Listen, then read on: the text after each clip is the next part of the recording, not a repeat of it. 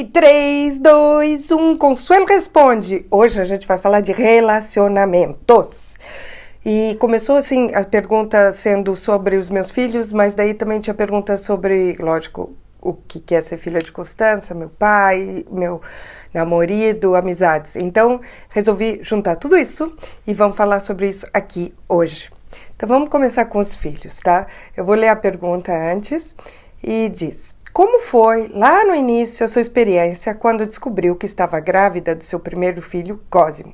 Teve medo de não saber cuidar dele? Teve ajuda de alguém naquele começo que é bem puxado? Já escutei algumas mães dizer que só se curte os filhos depois do terceiro mês. Concorda com isso? Teve medo das transformações do corpo? Um monte de coisa, né? Então, foi engraçado, porque quando eu comecei a tentar ter filhos, eu fiquei grávida logo, mas eu não sabia. E foi logo num dia que eu fui... Num dia não, numa época que eu fui visitar o Japão pela primeira vez com meu marido, na época, o pai das crianças. E eu reparei que no avião já eu tive que ir pro toalete várias vezes. E tava estranho isso daí, não é bem assim uma coisa que acontece comigo. E aí no Japão eu comecei, não vinha o ciclo, né? Então eu comecei a pensar, meu Deus, será que eu já tô grávida? E não sabia como fazer para conseguir descobrir se eu tava grávida, por causa que eu teria que comprar um teste para gravidez no Japão e não tinha como ler, nem explicar para o cara o que eu queria. E como ler as instruções, porque não tinha nada que tinha escrito também em inglês. Então eu disse, bom, tanto eu espero algumas semanas. Então foi muito engraçado. Aí na volta a gente passou por Los Angeles e lá eu comprei e descobrimos na casa de uma amiga. E uau, que choque! Porque você repara, entende que a tua vida vai mudar para sempre, né? Para sempre. E que o relacionamento com aquele homem também vai ser para sempre. Então, é uma coisa dúplice, né? Não, você vai virar mãe, uma pessoinha vai ser a tua responsabilidade e você vai ser relacionada com uma pessoa, que é o pai da criança, para o resto da tua vida. Então, isso daí dá um pouco de medo, mas eu acredito que a natureza é feita de propósito, que a gente, desse jeito. A gente tem 9 meses de gravidez justamente por isso, para se acostumar com a ideia. E no último mês, aquela barriga é tão pesada, é tão difícil de carregar, pelo menos para mim, que eu engordei mais que 30 quilos, acho que uns 30 quilos eu devo ter engordado, que você quer que essa pessoinha saia. E você começa a sentir ela mexendo dentro de você, e isso cria um relacionamento entre você e aquela pessoinha, já que ela vai depender tanto de você. Eu lembro naqueles cursos que a gente faz de pré-mamã, de pré-parto, né? Eu não sei como que chama no Brasil, que eles falam, filhote de homem, do ser humano, não sobrevive sozinho, por isso que ele precisa tanto dos pais, né? Ao invés que tem outros animais que, mesmo se eles são abandonados pelos pais, eles conseguem sobreviver, não tantos, né? Mas o nosso depende por muito tempo. Então vai ser uma devoção da mãe ou de alguém que faz a parte materna, né? Por um bom bocado. Os meus já têm 23 e 21 e ainda sinto que eles são minha responsabilidade, apesar deles estarem morando sozinhos, sabem cozinhar, assim, eu mesma sinto isso com meus pais, que às vezes eu preciso deles, especialmente moralmente, psicologicamente, para colocar as ideias em ordem. E ouvi falar que a coisa mais difícil de perder os pais é justamente isso, porque de repente você é a primeira na hierarquia de quem tem a responsabilidade, né? Ao invés, agora eu ainda sou um sanduichinho, porque eu sou para os meus filhos como que fala? Um ponto de referimento, mas eu tenho os pais que são o meu ponto de referimento, né? Então aí como continuava a pergunta? Se eu tive medo de não saber como cuidar deles. Oh, yes! Eu tive muito, muito, muito medo. Mas, por sorte, acho que os pediatras sabem disso. Então, as instruções... Eu não sei cozinhar, não sabia, não sei. E dei comida queimada para o meu filho várias vezes, coitado. E mas eu acho que os pediatras sabem quanto muitas dessas mães não sabem fazer as coisas, porque assim, as instruções eram 25 gramas e meia de carne com uma batata daquelas médias, cozinhar 6 minutos e 3/4, sabe? Assim, era tão específico que não dava para errar. Mesmo assim, eu errava, mesmo assim, eu queimava a comida e não tinha tanta coisa disponível quanto hoje de comidas de bebê boas, sabe? Então, eu tive que cozinhar e a outra coisa que para mim era muito, muito difícil era a questão de horários. Eu não sou uma pessoa boa com horários e essa coisa de acordar e eles terem que comer logo que acordarem, depois dormir, depois comer de novo, era tudo um cozinhar e fazer eles dormirem e o Cosmo não se adormecia facilmente, então eu tinha que ir passear com o carrinho por todos os lados aqui. Demorava muito para adormecer, assim que ele dormia, eu já tinha que preparar a próxima refeição. Então, para mim foi muito difícil. Mas eu tive ajuda, a gente, na nossa família, minha mãe e eu tivemos uma governante suíça que veio com a família da minha mãe da Europa na época.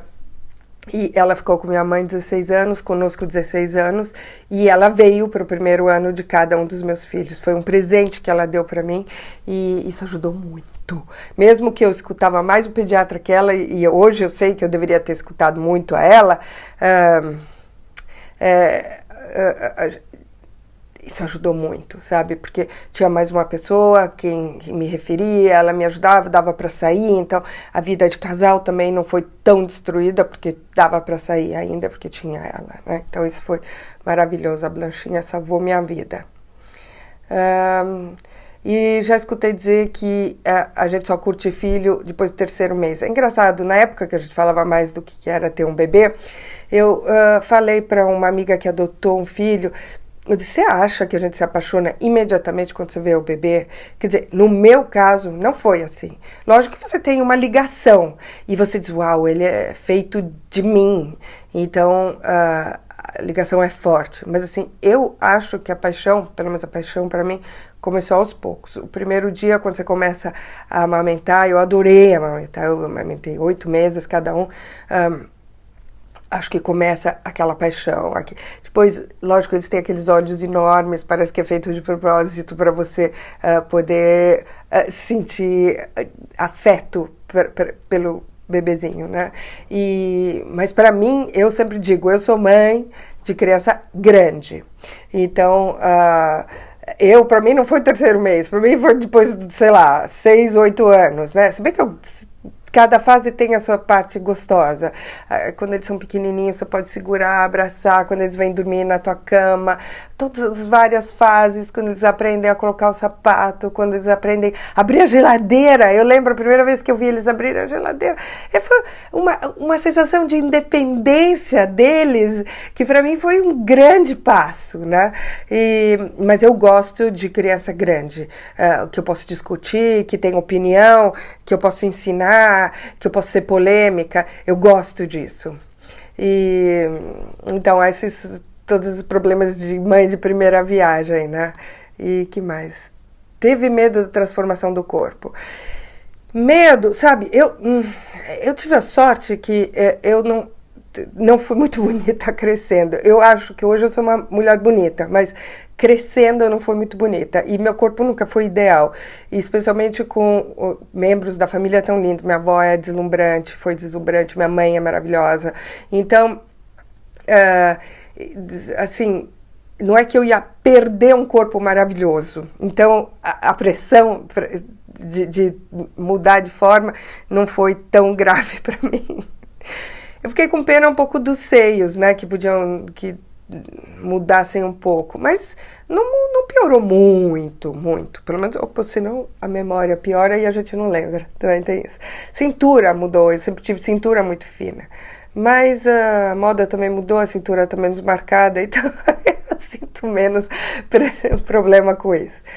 Mas isso daí não foi um problema gigantesco para mim. Foi difícil emagrecer, porque eu saí da maternidade, tem quem perde 10 quilos, eu perdi aqui 2,5, 3. Aí até eu não parar de amamentar, eu não comecei a emagrecer. Então isso daí foi meio chato. E os hormônios, aquela coisa.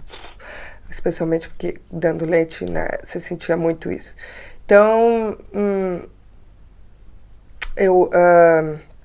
bom, não senti tanta pressão. Eu fiz parto natural as 2 vezes aqui, é uma coisa que as pessoas gostam de fazer, e eu sou pró-parto natural, essa coisa de fazer cesariana por fazer, eu acho que no Brasil eles exageram. Sabe assim, marcar dia, marcar hora para ir ter filho, eu acho que... Eu prefiro as coisas um pouco mais naturais, mas cada um com a sua, né? O corpo é teu, você faz o que quiser. Mas eu garanto que a recuperação de parto natural é muito mais fácil. Então, mesmo assim, com filhos grandes como eu tive, a Alegra teve mais que 4 quilos, então... Daí, gostaria de saber qual conselho sobre a criação de filhos mais te ajudou. Então, justamente a Blanchinha, que a gente chamava ela me disse uma coisa que para mim foi muito importante. Ela falou, passa, filhinha, queridinha, passa. Porque quando as crianças são pequenas, eles ficam doentes muito. E eles exigem muito. E para mim era difícil essa coisa do horário que eu falei. Então, e o que ela disse? Passa. E é verdade, passa. E eu falei isso para várias amigas depois, sabe? Não se preocupe, passa. E é muito mais rápido do que a gente imagina. Na hora parece infinito. E realmente é difícil. É diferente. E muito diferente. Então parece difícil. Mas passa. Esse foi a outra coisa para mim foi muito importante, mais eu cresço, mais eu vejo, não é tanto o que você diz, se bem que tem que dizer, o não tem que ser dito, o castigo tem que ser dado, as lições têm que ser ensinadas, tá? Quer dizer, desculpa, mas isso é uma opinião, vocês estão pedindo minha opinião, né? Mas as ações são mais importantes que as palavras, ou marcam mais do que as palavras. Se você, como pessoa, exige respeito a si mesma, tanto das crianças, quanto do marido, quanto de alguém que você encontra na rua, as crianças aprendem isso. Então, para mim, essa velha coisa, que as ações são mais que as palavras, esse velho ditado, eu acho que para mim foi muito, muito importante. Mas assim, para sobreviver é que passa, não se preocupe, passa, tá? Como fez para se adaptar à ausência dos filhos? Bom, isso foi muito difícil. Eu achei que eu era uma mãe moderna e como eu fui embora de casa aos 18 anos e eu já estava trabalhando, viajando muito, que não ia ser tão difícil não ter as crianças em casa. Mas para mim foi radical, especialmente quando a segunda foi embora e que a menina também, que é mais próxima, e o Cosmo, ele foi só até Milão e ele volta muito nos fins de semana, então a Alegra foi muito mais radical, foi bem difícil. Eu acho que você tem que se deixar chorar, sinta a dor, sabe aquela coisa? Tem que, mesmo está aqui com qualquer força, tá? Sinta a dor, vai até lá embaixo na dor e... Porque só quando você chegar ao pior, você volta a começar a se reconstruir. Agora, cada vez que a Alegra vai embora, fica mais fácil, apesar do Skype, tudo isso, porque não é isso, é não ter aquela presença para ver as pequenas coisas, bobeiras, quando ela está cantando, quando ela vem te dar um beijo sem razão, coisas que acontecem muito menos quando ela tem uma vida, eles têm uma vida separada e longe de você, né? Então, o tempo ajuda. Eu fiz um post com as várias coisas que eu acho que me ajudaram. Exercitar, trabalhar, ter um hobby, ler, e se nada disso ajuda, um copinho de vinho. Só que agora estou em dieta, então um copo de vinho raro. Nossa, na minha dieta eu só posso beber uma vez por semana. Aí eu bebi no sábado e eu bebi um vinho branco tão gostoso e eu disse, puxa vida, agora eu esqueço o quanto eu gosto de beber. E quando eu tomo o meu primeiro copo, eu digo, que delícia. E é tudo, sabe? É a felicidade o buzz, né? Mas o gosto do vinho eu também gosto muito. Bom. Que língua você fala com seus filhos? Pai, mãe, família geral? Bom. Com as crianças, eu tentei falar inglês no começo e falei, mas a Alegra se recusava. Eu falei, então eu falo inglês com você responde em italiano. Se eu falava inglês com ela, ela fazia assim, e não respondia. Pequenininha, tá? O Cosmo, ele falou bastante inglês comigo. Mas daí veio uma outra... Depois que a Blanche foi embora, eu ainda fiquei um tempo, quando era só o Cosmo, sozinha. Mas quando nasceu a Alegra, eu precisei de uma pessoa aqui. E quando eu comecei a ter uma pessoa em casa, aí elas eram brasileiras, que foi ótimo, porque as crianças aprenderam português. Mas eu ficava com vergonha de falar inglês, que é muito diferente na frente das pessoas que estavam me ajudando. Então... eu falava italiano e acostumei, e com as crianças eu falo italiano. Hoje em dia a Alegra fala muito bem inglês, ela mora nos Estados Unidos, e então às vezes eu falo em inglês com ela algumas frases. Quando eu fico muito brava, eu posso dar bronca em português, eu acho que fica mais forte se dar bronca em outra língua. Mas em geral é italiano. Com o Roberto, meu namorado, eu falo quase sempre italiano, mas também inglês quando me flui melhor, quando vem a palavra em inglês, ele é fluente em inglês, ele fala muito, muito bem. Com os meus pais eu falo em português, porque meu pai quis que falássemos português em casa, e para que a gente sentisse que pertencia ao Brasil também, e... então, falo em português. Mas, às vezes, eu falo com a minha mãe em italiano, mas é meio estranho. Com meu pai, facilmente eu falo inglês. Com minhas irmãs, as duas, eu falo em português sempre. De vez em quando, um pouco de inglês. Com a Bianca, que é a mais jovem e mais americana, ela mora lá. Mas muito português. Então, família em geral é isso. Português, porque a minha família em geral está toda lá e são todas brasileiras. Minha mãe. Gostaria de saber, o relacionamento agora com a mãe, né? Como é em que sua mãe mais te influenciou e inspirou? Eu acho que todas as mulheres da minha família, dos dois lados, são muito fortes.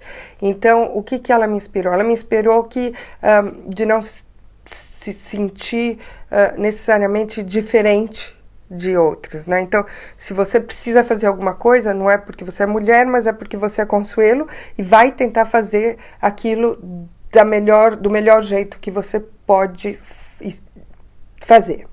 Então, por exemplo, eu tive uma ótima educação acadêmica, ótima educação de etiqueta. Eu acho que eu sei me vestir bem por causa do meu pai, que é um esteta, minha mãe, que é um esteta. Até a Blanchinha era uma pessoa que não saía de casa sem o laque e as pérolas. Então, eu tenho um respeito pela estética, meus avós também. Então, eu me sinto segura em uma situação social. Tá? Então, isso daí ajudou, certamente. E quando eu não sei, eu sei que tem que ficar observando, ficar mais quieta e observando, que não é uma coisa que eu sei fazer muito bem, mas eu sei que racionalmente é isso que eu tenho que fazer. Mas mais que tudo, ela me deu coragem, entende? Coragem de dizer, você sempre pode. E de ser super profissional. Super. Ela é tão exigente consigo mesma, tão exigente, que aquilo que eu estava falando antes, vale muito mais a pena o jeito que ela se comporta do que necessariamente o que ela diz. Então, o jeito que eu vi ela sempre lutar por o que ela queria na profissão, o respeito que ela exigiu de tantas pessoas, e como ela trabalhava muito, na época, para eu vê-la quando eu era teenager, eu tinha que ficar com ela nos fins de semana e eu ia nos sets de fotografia. Então, eu via como ela exigia ser tratada. E até hoje, como ela é exigente consigo mesma. Tá? Ela é uma pessoa que atrasava sempre, hoje em dia ela não atrasa nunca, ela está sempre impecável. Mas, mais que tudo, assim, os seus textos, ela lê e relê centenas de vezes. Tá? Então, a exigência consigo mesma é uma coisa que eu aprendi dela. E eu acho que isso ajuda em quase todas as situações. Então, nisso ela me influenciou e me inspirou. E meu pai. Meu pai também. Além disso, mas sendo um homem, então já é mais uma coisa que o outro dia eu tive um pouco uma troca com leitores sobre a palavra empoderamento, que para mim é muito importante, e no blog eu acho que é uma bandeira que eu seguro, e as pessoas ficaram bravas e dizem, não aguento mais essa palavra, e talvez ela no Brasil tenha uma conotação negativa. Eu acho que o empoderamento da mulher é porque, por mais que, para mim, minha vida é mais fácil, porque eu nasci no privilégio, né? Certamente é mais difícil do que se eu fosse homem, por milhares de razões, tá? Que sempre acontece com uma mulher. E não é necessariamente porque os homens são contra as mulheres ou fazem com que a vida da mulher seja mais difícil. Mulheres também. É a sociedade em geral que criou essa situação, criou leis. Tem uma frase que eu ouvi que eu achei interessante: se fosse os homens que ficassem grávidos, o aborto seria legal há muito tempo. E não é que eu sou... Muita gente me pede se eu sou pró-aborto ou não. Ninguém é pró-aborto, tá? Eu sou pró-escolha, porque eu acho que uma pessoa deve ter a escolha, porque tem 1000 variáveis no fato de um aborto, sabe? Que a gente pode entrar nisso, mas eu não quero entrar nisso. E eu acho que o pró-vida cabe dentro do pró-escolha. Entende? O pró-escolha dá as duas escolhas, né? E... bom, então, falando sobre meu pai. O que ele me ensinou e ele me inspirou? Meu pai sempre foi uma pessoa corretíssima, super correta, sabe? E sempre generoso, muito, muito generoso com as outras pessoas. Tanto com dinheiro, quanto com seu tempo, quanto com o que ele sabe pode ajudar. Ele sempre ajudou as outras pessoas. E isso daí... Nossa, eu sempre fiquei boca aberta. Numa sociedade que em geral, egoísta, ele foi uma pessoa que sempre foi generoso. Então, além da sua profissionalidade, que ele também foi um grande, grande profissional muito cedo na carreira, ele sempre foi generoso. Ele foi presidente do Banco Lar Brasileiro aos 35 anos de toda a América do Sul. Ele trabalhava até às 11 da noite, mas ele vinha jantar em casa. Se a gente tinha uma peça de teatro na escola, onde eu tinha uma linha com 5 palavras, ele vinha assistir. Então, eu acho que por isso também que eu me emociono às vezes com o Barack Obama, porque ele é o tipo de paizão que meu pai é conosco. E então, para mim, essa foi a influência que ele me deu.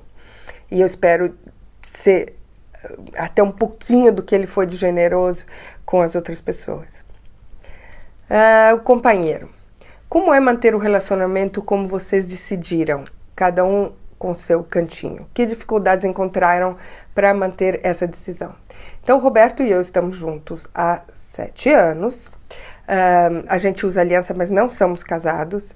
A gente é casado de cabeça, que é uma coisa que ele falou no começo que eu fiquei meio chateada. No começo eu queria casar e ele não queria, porque ele disse pra mim: eu já tô casado com você no coração e na cabeça. E tinha gente que gozava de mim sobre isso. E daí, no fim, eu desencanei. Aí, lógico, como acontece essas coisas, ele me pediu um casamento. Eu falei: mas o que vai mudar? E ele falou: não, se você quiser casar no papel, eu caso com você. Então, mas eu não estou interessada em casar no papel agora. A gente já teve nossas vidas, já tivemos nossos casamentos, temos filhos, ia ser uma burocracia inútil. E, além disso, eu gosto de ter meu espaço, eu gosto de ter minha casa, eu gosto de estar sozinha em casa durante o dia. Eu não quero que ninguém chegue e diga: vamos trocar esse quadro de lugar. Não! Se eu preciso viajar para o trabalho, eu digo: eu vou precisar viajar para o trabalho. Então, eu acho que não casar nesse momento, para mim, me dá uma certa independência, eu gosto dela. Então, essa força, ele respeita. Eu acho que o que eu trago ao relacionamento funciona. Eu acho que é mais difícil, talvez, para o homem aceitar um relacionamento assim do que a mulher. Mas o que eu trago ao relacionamento, ele acaba gostando e a troca é equilibrada. Sendo que é equilibrada, não tem problema, entende? Então, quando eu viajo, ele tem tempo para fazer as coisas dele, ficar na casa dele, ver os amigos dele. E quando eu tô aqui, a gente tá juntos. Hoje em dia eu tô de dieta, ele nem sempre vem jantar. Antigamente ele jantava todos os dias aqui. Foi muito gostoso, mesmo quando tinha as crianças, era muito bom. Primeiro porque ele cozinha melhor, então a gente comia melhor. Mas também ele trouxe uma coisa para a mesa que não existia antes. Ele trazia sempre... dos fatos do dia, as notícias do dia, para a gente discutir. E as crianças rolavam os olhos e tudo, mas sempre comportamento. Bem ou mal, eles ouviam a nossa opinião, eles davam a opinião deles, era interessante ver como, às vezes, eles eram radicalmente opostos, como ideias, e isso daí foi muito legal e foi o Roberto que trouxe. Então, isso daí eu acho que é muito legal. A cidade é pequena, então, ele vai para o escritório de dia, às vezes passa na casa dele buscar roupa, porque ele só tem uma gaveta aqui, 3 ou 4 cabides, então... Por enquanto vai ficar assim, porque não tem mais espaço no armário. E então ele passa na casa dele, e aí ele tem que vir para cá, demora uns 15, 20 minutos máximo. Então não é um grande problema, mas porque ele é bacana e vem para cá, né? Porque eu não me mexo. Então, mas a gente se encontrou bem nesse equilíbrio. Não é para todo mundo, mas para nós funciona bem. Então estou feliz com isso. Amizades. Então, eu recebi uma pergunta engraçada sobre a amizade, eu achei interessante. A amizade tóxica. Até onde vale a pena confiar seus segredos em alguém? Sua experiência com amizades, se o fato de ser famosa e de uma família influente acaba trazendo mais amizades superficiais. Ou se é difícil manter uma amizade quando todos levam em conta. Quero que você esteja bem, mas nunca melhor do que eu. Interessante essa pergunta, né? Acho que não tem muito a ver com aquilo que eu estava falando antes de generosidade. Eu acho que a amizade real a gente segura quando é com um relacionamento. Tem que ter equilíbrio. Se uma tira mais do que o outro, ou um tira mais que o outro, não é positivo. Então, essa coisa de ser famosa, de uma família influente, honestamente eu não sinto isso, porque eu morando longe, aqui eu não sou ninguém. Então, e nem no Brasil nunca me senti ninguém, porque nunca me senti alguém, porque quando morava no Brasil, a minha mãe não era tão conhecida, e agora quando eu vou é sempre esporádico, então eu vou muito para trabalho, minhas amizades são as de sempre, então eu não sinto essa influência de notoriedade, mudar alguma coisa. Então, isso eu não sinto. Eu acho que as amizades, quando eu sinto que alguém está com uma amizade mais por interesse, eu vejo, daí vira aquela amizade por interesse. Eu sei o quanto eu vou poder tirar dessa pessoa e o quanto essa pessoa vai poder tirar de mim. Mas amizades sinceras são coisas que eu acho que eu consigo ter, e são as amigas de sempre, de tempos atrás, então esse daí não importa quem eu sou hoje. Mas quando você sente que não tem um equilíbrio no relacionamento, para que continuar, né? É como namorado. Eu sempre quis relacionamento com pessoas que eu acredito que me respeitam. É isso. Isso é uma das coisas que eu ensino aos meus filhos. Especialmente a minha filha, né? Sendo mulher, você tem que se defender mais, pelo menos eu acho. Se você respeita a si mesma, é muito mais fácil que os outros vão respeitar a si mesmo. Se você ama a si mesmo e respeita a si mesmo, a tua vida vai ser mais fácil. Tanto com relacionamentos, com filhos, com pais e certamente com amizades. Então essa coisa, se eles querem estar melhor que você, se você está sentindo o peso disso, não vale a pena, né? Vamos procurar outras amizades. Hoje em dia é muito mais fácil fazer amizade através das mídias sociais. Lógico que medindo, né? Toma cuidado que não seja um louco por aí. Mas é isso. Bom, encerramos aqui esse vídeo sobre relacionamentos. Se vocês tiverem outras perguntas, deixem aqui embaixo, tanto no YouTube quanto no blog. E eu vou colocar links eu fiz um post tanto sobre o que era, sobre o ninho vazio, e o outro, tem mais um aí que, peraí, não lembro, mas tem 2 posts que eu já fiz, que eu vou colocar o link nas perguntas aqui no blog embaixo, e se você está no YouTube, eu vou tentar lembrar de colocar o link aqui no YouTube também, senão vai lá no blog e lá tem. Obrigada a todos, até a próxima!